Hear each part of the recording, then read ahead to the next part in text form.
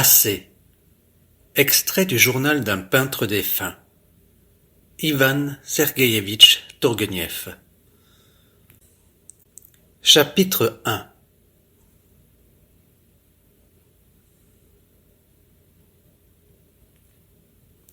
Chapitre 2.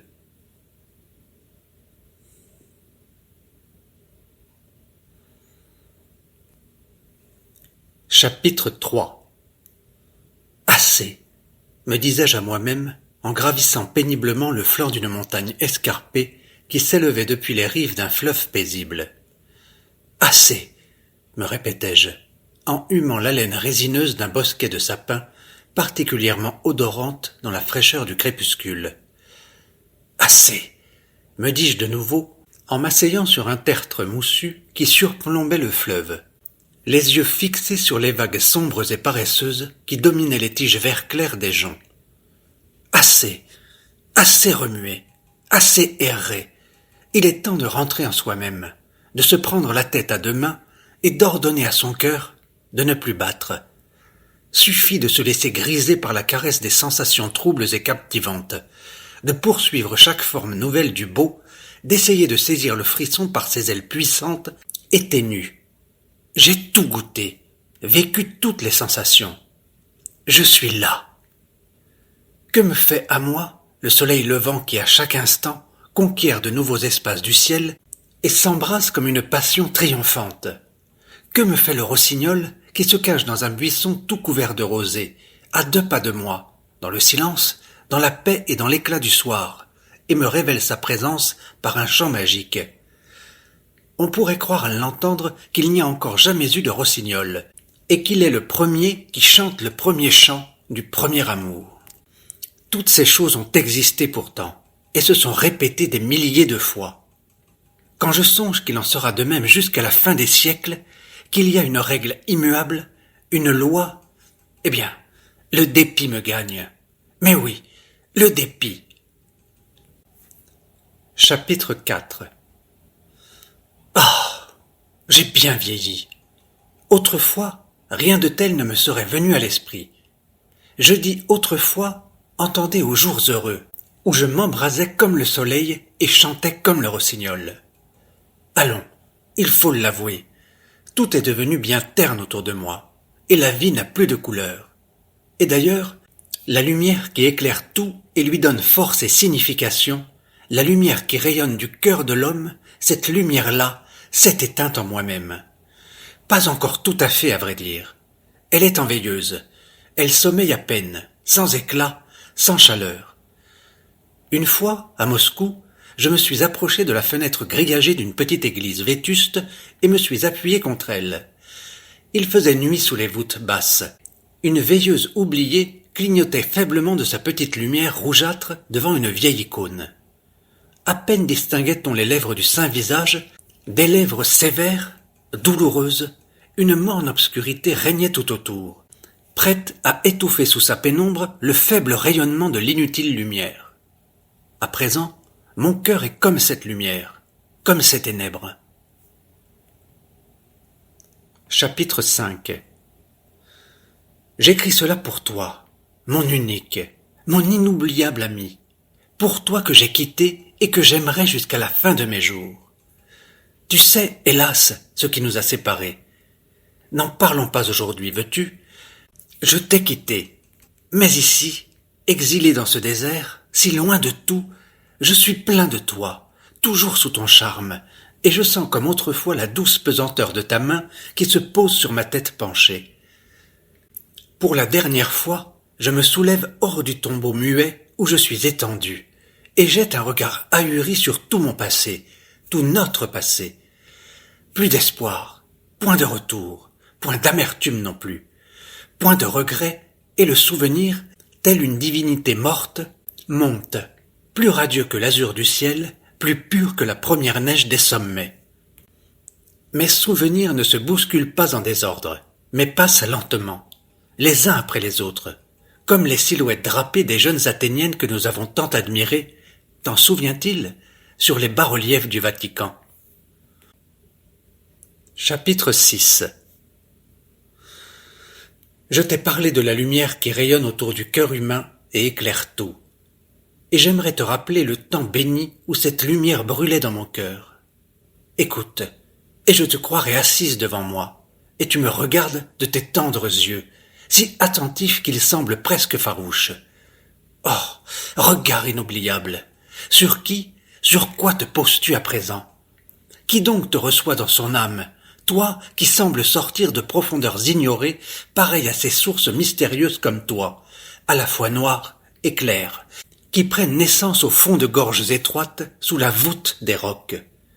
Écoute, bien-aimé. Chapitre 7. Cela se passait à la fin de mars, quelques jours avant l'Annonciation, peu après notre première rencontre.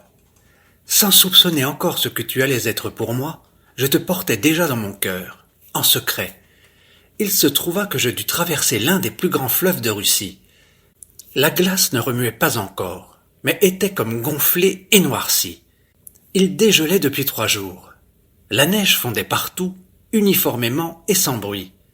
L'eau suintait de toutes parts. Un vent silencieux errait dans le ciel moite. La même lumière laiteuse éclairait la terre et le ciel. Point de brouillard et point de clarté. Pas un contour ne se détachait sur la blancheur égale du fond. Tous les objets semblaient proches, mais confus. J'avais laissé ma voiture loin en arrière et marchais à pas rapides sur la glace, sans rien entendre, hors le bruit sourd de mes pas. J'avançais, pénétré par les premières caresses, les effluves précoces du printemps. Un tourment joyeux et inexplicable soulevait tout mon être, se développait, grandissait à chaque pas, à chaque mouvement. Il m'entraînait, me pressait, et son élan était si puissant qu'en fin de compte, je m'arrêtais, surpris, et jetai un regard curieux autour de moi, comme pour chercher un mobile extérieur à mon exaltation. Tout était silence, blancheur, engourdissement. Levant les yeux au ciel, j'aperçus une troupe d'oiseaux de passage. « Printemps! Salut à toi !» m'écriai-je tout haut. « Salut, vie, amour, bonheur !» Et au même instant, ton image s'illumina avec la violence et la grâce d'un cactus qui s'épanouit.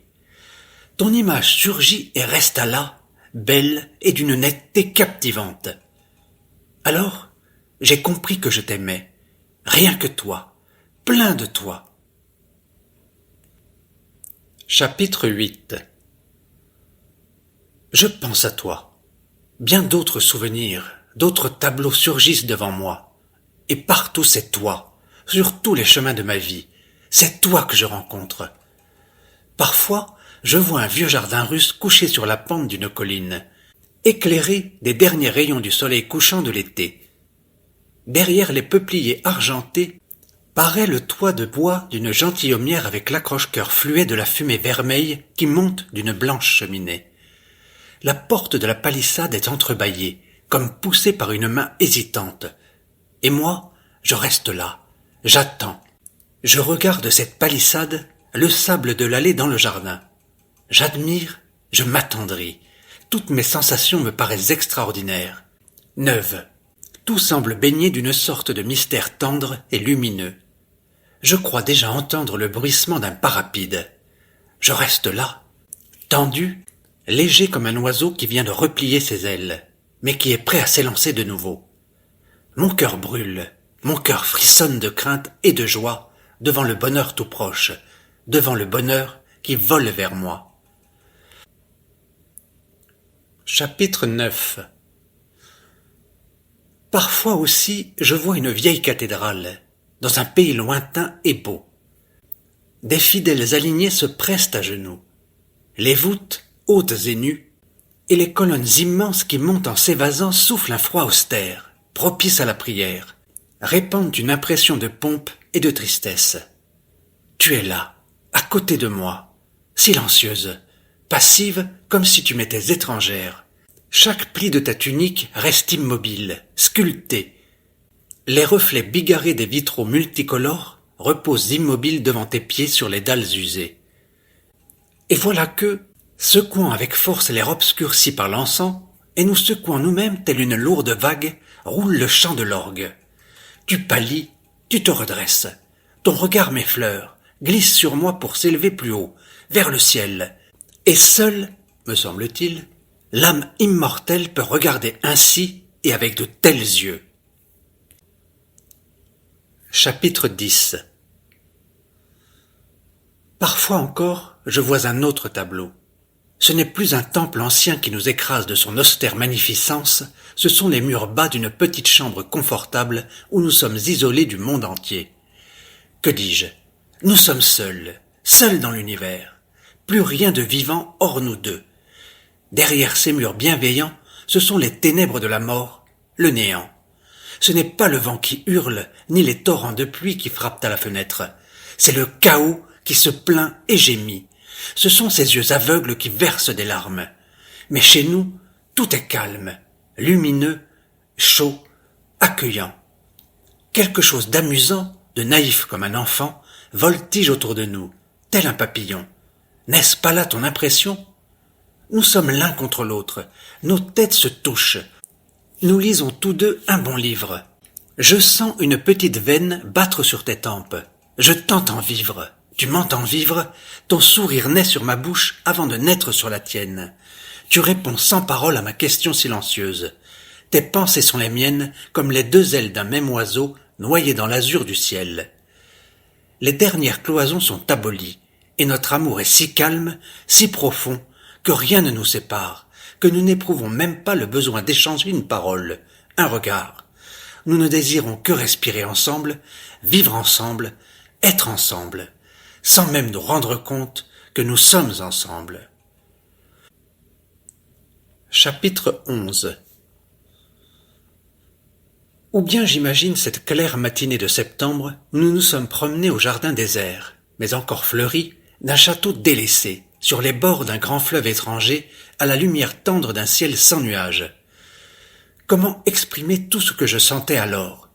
Ce fleuve qui coulait comme un infini, cette solitude, ce calme, cette joie, cette sorte de tristesse enivrante, cette atmosphère de bonheur, cette ville inconnue et uniforme, les cris des corbeaux d'automne dans les arbres hauts, ces tendres paroles et ces tendres sourires, ces regards échangés, longs, doux et pénétrants, cette beauté en nous, autour de nous, de toutes parts, tout cela est plus grand que la parole humaine. Et ce banc où nous nous sommes assis en silence, la tête penchée par l'émotion, je me souviendrai de lui jusqu'à l'heure dernière.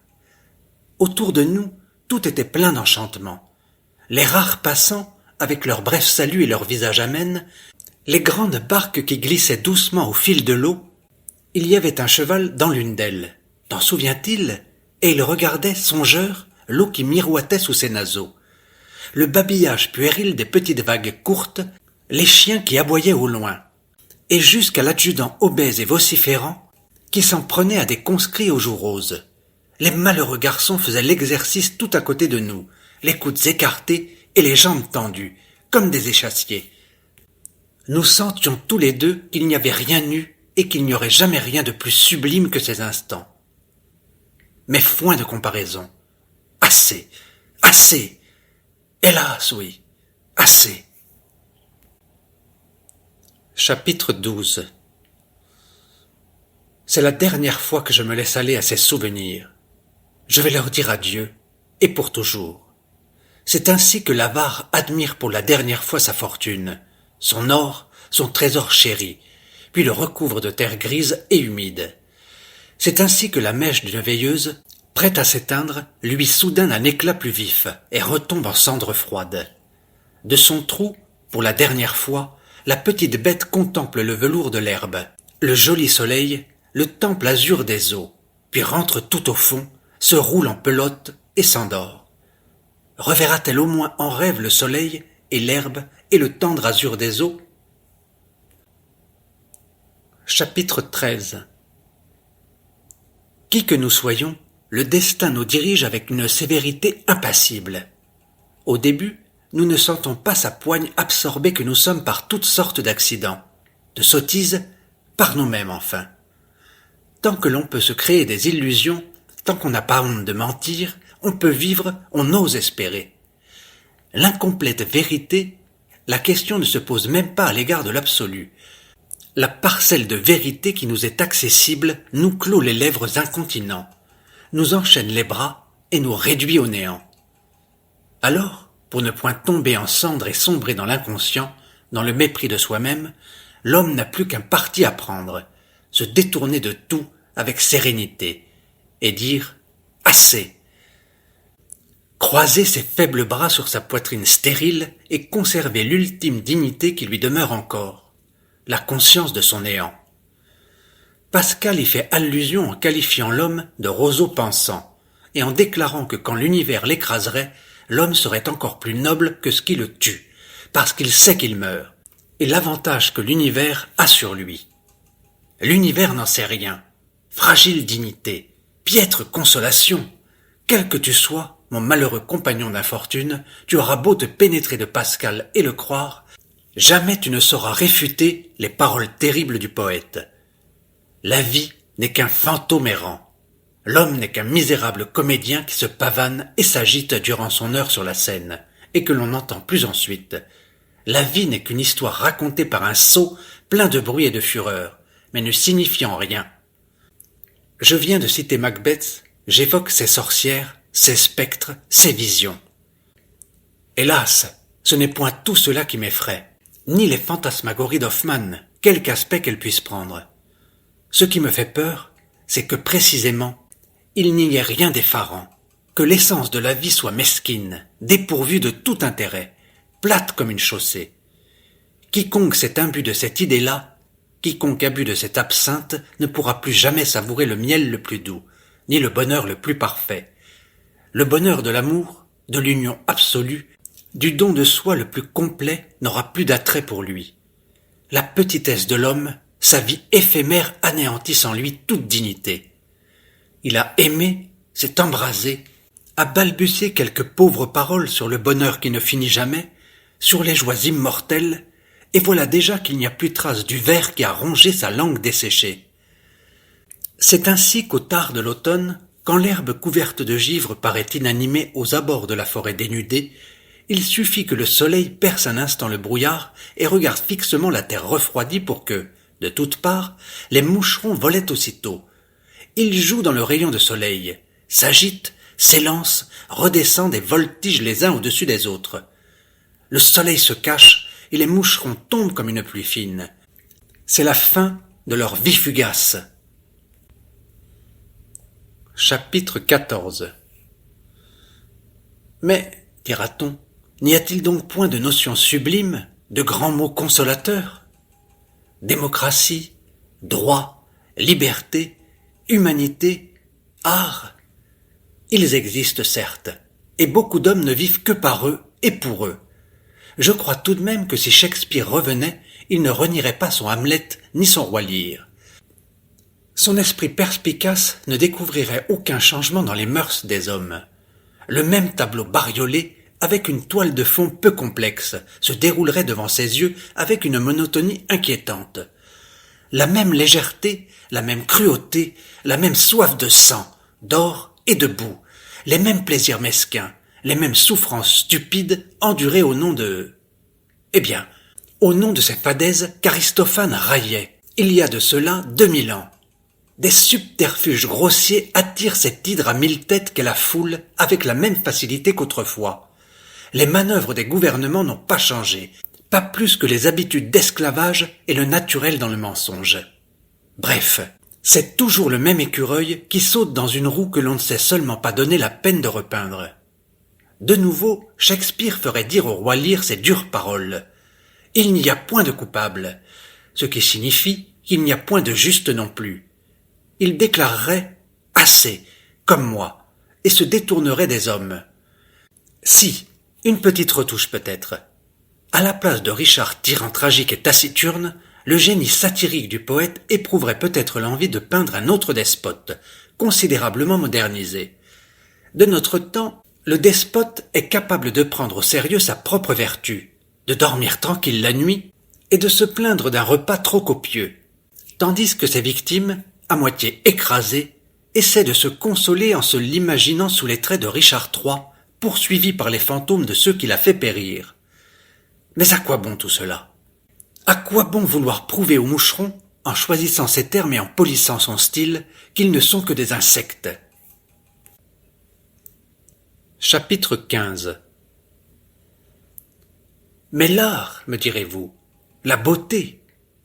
Bien sûr, ces mots ont plus de force que tous ceux que je viens de citer, et il y a peut-être plus de réalité dans la Vénus de Milo que dans le droit romain ou les principes de 1789. On pourra m'objecter, et on l'a fait déjà tant de fois, que la beauté même est une convention, puisque le Chinois ne la conçoit pas de la même manière qu'un Européen. Ce n'est point la relativité de l'art qui m'inquiète, mais sa fragilité, sa corruptibilité, son néant. De nos jours, l'art est peut-être plus grand que la nature, car la nature n'a point de symphonie de Beethoven, de tableaux de Ruysdael, de poèmes de Goethe, et seuls les pédants têtus et bavards de mauvaise foi peuvent prétendre encore que l'art imite la nature. Toutefois, à la longue, la nature prend sa revanche. Elle peut ne pas se presser, car elle aura sa part. Inconsciente et soumise à des lois implacables, elle ignore l'art, tout comme le bien ou la liberté. Éternellement mouvante, elle ne souffre rien de permanent, d'immortel. L'homme est le fils de la nature, mais son art est hostile à sa grand-mère, précisément parce qu'il s'efforce d'être permanent et immortel. L'homme est le fils de la nature, mais la nature est mère de tout ce qui existe et n'a point de préférence. Tout ce qui germe dans son sein n'existe que par rapport à un autre, à qui il doit céder sa place au bout d'un certain temps. Peu importe à la nature ce qu'elle crée et détruit, pourvu que la vie continue et que la mort ne perde pas ses droits. Indifférente à tout ce qui se passe, elle étend la même patine sur les contours divins du Zeus de Phidias et le simple galet, tout comme elle permet au mythe de dévorer les strophes précieuses de Sophocle. Il est vrai que l'homme la seconde dans son œuvre de destruction. Mais n'est-ce point encore la même force aveugle de la nature qui brandit le gourdin insensé du barbare contre la face radieuse d'Apollon, qui lui inspire ses cris sauvages quand il mutile un tableau du divin appel? Comment pourrions-nous donc, faibles humains que nous sommes, maîtriser cette force naturellement muette, sourde et aveugle, cette force qui ne se donne même pas la peine de célébrer ses triomphes, et va simplement de l'avant, dévorant tout sur son passage? Comment saurions-nous résister à l'assaut éternel de ces vagues pesantes, grossières et jamais lasses? Comment croire, enfin, à l'importance et à la dignité de ces images fragiles que nous modelons au bord du précipice dans une matière essentiellement corruptible? Chapitre 16. Ainsi va le monde. Mais Schiller a dit « Seul l'éphémère est beau ». Et la nature elle-même, dans ses métamorphoses successives, n'est pas étrangère à la beauté. N'est-ce pas elle qui décore avec tant de minutie les plus fugaces de ses créatures? Ne donne-t-elle pas aux pétales des fleurs et à l'aile du papillon leur couleur éclatante, leur contour gracile? La beauté n'a pas besoin d'exister immuablement pour être éternelle. Un instant lui suffit. Fort bien, il se peut que tout cela soit exact, mais dès que l'homme est exclu, dès qu'il n'y a plus de personnalité, il n'y a point de liberté. L'aile flétrie du papillon renaît au bout de 1000 ans, mais c'est toujours la même aile, et détachée du même papillon. C'est une répétition implacable et régulière, impersonnelle et absolue. L'homme ne se reproduit pas comme le papillon, et l'œuvre de ses mains, son art, sa libre création, disparaît une fois pour toutes quand on la détruit. Créer est le propre de l'homme. Mais n'est-il pas étrange et effrayant de dire « nous créons » pour 1 heure, comme ce calife qui, dit-on, régna 60 minutes? C'est cela notre privilège et notre malédiction. Chacun de ces créateurs, pris à part, est précisément lui-même et pas un autre. Il est ce jeu que l'on dirait conçu avec préméditation, selon un plan prévu d'avance. Chacun se doute plus ou moins de son importance, se sent apparenté à quelque chose de grand et d'éternel, mais n'existe qu'un instant et pour un instant. Enlisé que tu es dans la vase, essaie de te dépêtrer et d'atteindre le ciel. Les plus grands sont précisément ceux qui sont conscients de cette essentielle contradiction. Mais, s'il en est ainsi, permettez-moi de vous demander si les termes de plus grand et de grand sont bien appropriés. Chapitre 17. Que dire alors de ceux à qui ces mots ne peuvent s'appliquer? même dans la signification restreinte que leur donne le faible langage des hommes. Que dire des travailleurs de second et de troisième ordre, des hommes d'État, des savants, des artistes surtout? Que faire pour les obliger à secouer leur lourde paresse, leur morne indécision? Pour les attirer de nouveau sur le champ de bataille, quand ils sont obsédés de l'idée que toute activité qui se propose un but plus élevé que le pain quotidien est vaine et fastidieuse. Quelle couronne pourrait encore les tenter lorsqu'ils se sont rendus compte de l'insignifiance de tous les lauriers et de toutes les épines?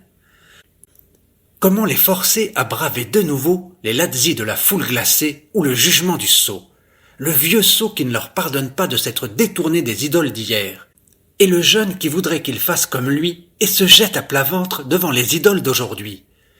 Pourquoi donc irait-il dans ce marché de fantômes, à cette foire où le marchand et l'acquéreur se volent mutuellement, où l'on parle si haut, où il règne un tel bruit, mais où tout est si pauvre et si mesquin? Pourquoi donc, là jusqu'à la moelle des os, irait-il encore se traîner dans cet univers où les peuples se conduisent comme des fils de paysans, qui, les jours de fête, se vautrent dans la boue pour récolter une poignée de noix vides, ou baies d'admiration devant une image d'Épinal grossièrement barbouillée? Dans cet univers où seul existe ce qui ne devrait pas exister, où chacun, assourdi par ses propres cris, court vers un but qu'il ignore et ne peut comprendre. Non, non, assez, assez, assez. Chapitre 18. The rest is silence.